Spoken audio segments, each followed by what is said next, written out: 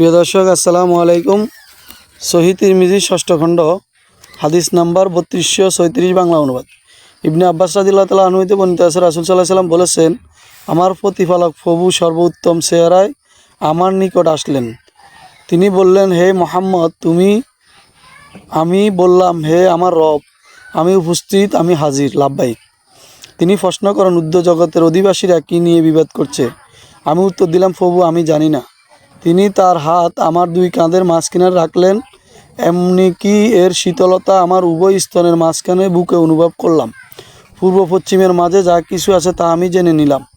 অতঃপর তিনি বলেন, হে মুহাম্মদ, আমি বললাম, হে আমার রব, আমি আপনার সামনে উপস্থিত আছি। তিনি আবার প্রশ্ন করলেন, উর্ধ্ব জগতের অধিবাসীরা কী নিয়ে বিতর্ক করছে?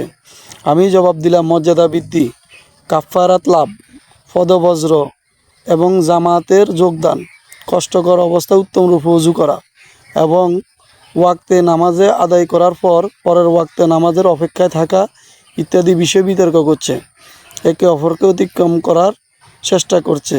এই লোকগুলোও হিফাজত করবে, সেই কল্যাণের মধ্যে থাকবে, কল্যাণের মধ্যে মৃত্যুবরণ করবে এবং তার জননী তাকে প্রসব করার সময় তার গুনাহ যেভাবে মুক্ত হয়ে থাকে সেভাবে মুক্ত হয়ে যাবে। হাদিসটি পূর্বের হাদিসের ন্যায় সহিহ। প্রিয় দর্শক, আসসালামু আলাইকুম। সহিহ তিরমিজি ষষ্ঠ খণ্ড হাদিস নাম্বার 3225 বাংলা অনুবাদ। আবু সাঈদ খুদরি রাদিয়াল্লাহু তাআলা আনহু হতে বর্ণিত আছে, রাসূল সাল্লাল্লাহু আলাইহি সাল্লাম ও আল্লাহ তাআলার বাণী। অনুবাদ। তারপর আমাদের বান্দাদের ভিতর হইতে যাচাই বাছাই করা ব্যক্তিদেরকে আমরা এই কিতাবের উত্তরাধিকারী বানিয়েছি। তাদের কেউ নিজেদের উপরও জুলুমকারী হয়েছে, কেউ মধ্যপন্থা অবলম্বন করেছে এবং কেউ আল্লাহ তাআলার অনুমতিক্রমে নেক কাজসমূহ অগ্রগামী হয়েছে। সূরা ফাতির 32 নম্বর আয়াত। এই প্রসঙ্গে নবী সাল্লাল্লাহু আলাইহি সাল্লাম বলেন, এই আয়াতে বর্ণিত তিন শ্রেণী ব্যক্তিরাই একই মর্যাদা সম্পন্ন মুমিন এবং এরা সকলেই জান্নাতবাসী। সুবহানাল্লাহ।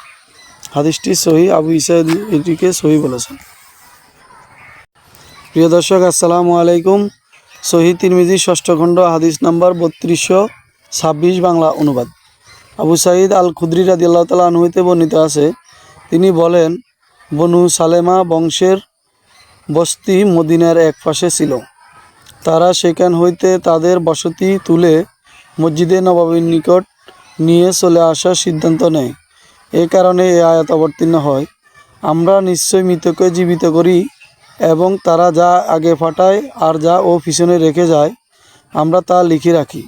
সূরা ইয়াসিন 12 নম্বর আয়াত। রাসূল সাল্লাল্লাহু আলাইহি সাল্লাম বলেন, তোমাদের পদচিহ্ন লেখা হবে, অতএব তোমরা বসতি স্থানান্তর করো না। হাদিসটি সহিহ। ইবনে মাজাতে 785 নম্বর রয়েছে। আবু ঈসা হাদিসটিকে হাসান সহিহ বলেছেন। প্রিয় দর্শক, আসসালামু আলাইকুম। সহিহ তিরমিজি ষষ্ঠ খণ্ড হাদিস নাম্বার 3227 বাংলা অনুবাদ। আবু যর রাদিয়াল্লাহু তাআলা আনহু হতে বর্ণিত আছে, তিনি বলেন, সূর্য ডুবার সময় আমি মসজিদে ঢুকলাম। নবী সাল্লাল্লাহু আলাইহি সাল্লাম তখন মসজিদে বসা ছিলেন। তিনি বললেন, হে আবু যর, তুমি কি জানো এটা সূর্যের কোথায় যায়? বর্ণনাকারী বলেন, আমি বললাম, আল্লাহ তার রাসূল ভালো জানেন। তিনি বললেন, এটা গিয়ে সেজদার অনুমতি প্রার্থনা করে। তাকে সেজদার অনুমতি দেওয়া হয়। এমন একদিন আসবে যখন তাকে বলা হইবে, তুমি যেখানে এসেছো সেখান হইতে উদিত হও, অতএব তা ও আস্ত যাওয়া স্থান হইতে উদিত হইবে। বর্ণনাকারী বলেন, তারপর তিনি পড়েন, এটা তার একমাত্র আশ্রয়স্থল। সূরা ইয়াসিন 38 নম্বর আয়াত। বর্ণনাকারী বলেন, এটা আব্দুল্লাহ ইবনে মাসউদ রাদিয়াল্লাহু তাআলা আনহুর কিরাত। হাদিসটি সহিহ। বুখারীতে এটি 2186-তে রয়েছে। আবু ঈসা হাদিসটিকে হাসান সহিহ বলেছেন। প্রিয় দর্শক, আসসালামু আলাইকুম। সহিহ তিরমিজি ষষ্ঠ খণ্ড হাদিস নাম্বার 3233 বাংলা অনুবাদ।